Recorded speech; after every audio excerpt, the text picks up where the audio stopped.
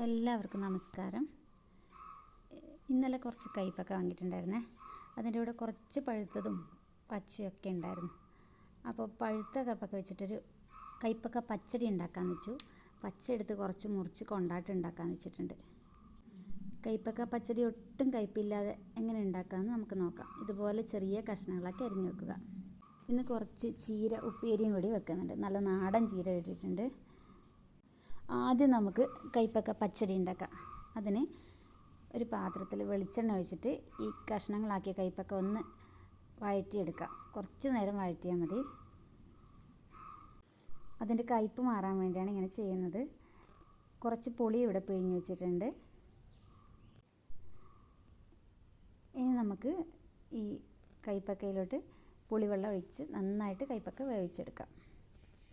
ഇത് നമുക്ക് അടച്ചു വെച്ചിട്ടാണ് വേവിക്കേണ്ടത്. വേവിക്കുന്നതിൻ്റെ കൂട്ടത്തിൽ നമുക്കൊരു വെല്ല കഷ്ണം കൂടി ഇതിൻ്റെ കൂടെ ഇടാം. പാകത്തിന് ഉപ്പും ചേർത്ത് കൊടുക്കാം. അതുപോലെ തന്നെ മഞ്ഞൾപ്പൊടിയും ചേർത്തിട്ട് നന്നായിട്ട് വേവിച്ചെടുക്കാം. ഇനി അരവിൻ്റെ കാര്യം റെഡിയാക്കാം. ആദ്യം തന്നെ തേങ്ങ എടുത്തിട്ടുണ്ട്. ഇതിൽ 1 ടീസ്പൂൺ കടുക് ചേർത്തിട്ടുണ്ട്. 2 പച്ചമുളകും. ഈ പരുവത്തിലാണ് അരച്ചെടുക്കേണ്ടത്. കയ്പക്ക നന്നായിട്ട് വെന്തിട്ടുണ്ട്. ഇനി ഇതൊന്ന് മിക്സിയിൽ അടിച്ചെടുക്കാം. ഈ രൂപത്തിലാണ് ഉണ്ടാവുക. അപ്പോൾ ഇനി നല്ലോണം തണിഞ്ഞതിന് ശേഷമാണ് നമ്മൾ അരച്ചെടുത്തത്. അതിനുശേഷം നമ്മൾ തേങ്ങ അരച്ചതിലോട്ട് ഈ കയ്പക്ക മിക്സിയിൽ അടിച്ചതും കൂടി ചേർത്തിട്ടുണ്ട്. നന്നായിട്ട് ഇളക്കി കൊടുക്കുക. അത് നന്നായിട്ട് മിക്സ് ചെയ്യണം. ഇനി കുറച്ച് തൈരും കൂടി മിക്സിയിലടിച്ച് ഇതിൻ്റെ കൂടെ ചേർക്കാം. ഇങ്ങനെ ആക്കുമ്പോൾ ഒട്ടും കയ്പുണ്ടാവില്ല.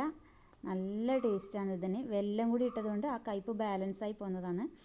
ഇനി ഇതിലോട്ട് ഒരു വറവും കൂടി കഴിച്ചാൽ സംഭവം സൂപ്പറാണ്. ഇനി നമുക്ക് ചീര ഉപ്പേരി റെഡിയാക്കാം.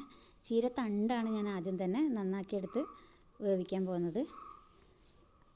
അതിൽ മൂത്ത തണ്ടുണ്ടെങ്കിൽ അതിൻ്റെ നാര് വലിച്ചു കളഞ്ഞിട്ട് അതും കൂടി ഇതിൻ്റെ കൂടെ ഇട്ട് ആദ്യം തണ്ട് വേവിച്ചെടുക്കും. അതിന് ശേഷമാണ് ഇല വേവിച്ചെടുക്കുന്നത്.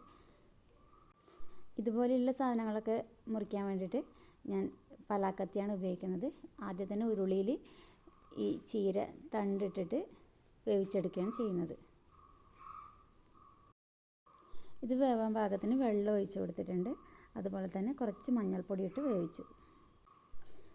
ഇതുപോലെ തന്നെ ചീര ഇല മുറിച്ച് വെച്ചിട്ടുണ്ട്. ഇനി നമുക്കിതും വേവിച്ചെടുക്കാം. അതിൻ്റെ കൂട്ടത്തിൽ തന്നെ ഇട്ട് ഇതാ കഷ്ണം വെന്തിട്ടുണ്ട്. ചീര തണ്ട് വെന്തിട്ടുണ്ട്. ഇതിന് മുകളിലേക്ക് നമ്മൾ അരിഞ്ഞു വെച്ച ചീര ഇലയും കൂടി ചേർത്ത് നന്നായിട്ട് വേവിച്ചെടുക്കാം. ഇതിൽ കുറച്ച് ഉപ്പും മഞ്ഞളും കൂടി ഇതിലും ചേർക്കേണ്ടതാണ്. വെള്ളം വേറെ ചേർക്കേണ്ടതില്ല. നമ്മൾ ആദ്യം തന്നെ വെള്ളം ചേർത്തിട്ടുണ്ട്. പിന്നെ ഇലക്കറികൾക്ക് അധികം വെള്ളം ആവശ്യമില്ല വേണ്ടിയിട്ട്. ചീര വെന്ത് കഴിഞ്ഞ് ഇതിലോട്ട് തേങ്ങ ഇട്ട് നന്നായിട്ട് ഇളക്കി കൊടുക്കാം. അങ്ങനെ നമ്മുടെ ചീര ഉപ്പേരിയും കയ്പക്ക പച്ചടിയും ഇവിടെ റെഡി ആയിട്ടുണ്ട്. കയ്പക്ക ഒട്ടും കയ്പില്ലാതെയാണ് ഇവിടെ കിട്ടിയിട്ടുള്ളത്. എല്ലാവരും ഇതുപോലെ ഒന്ന് ട്രൈ ചെയ്യണേ. നല്ല ടേസ്റ്റാണ് ചീര ഉപ്പേരിയും കയ്പക്ക പച്ചടിയും. ഇഷ്ടമായി ലൈക്ക് ചെയ്യുക, ഷെയർ ചെയ്യുക.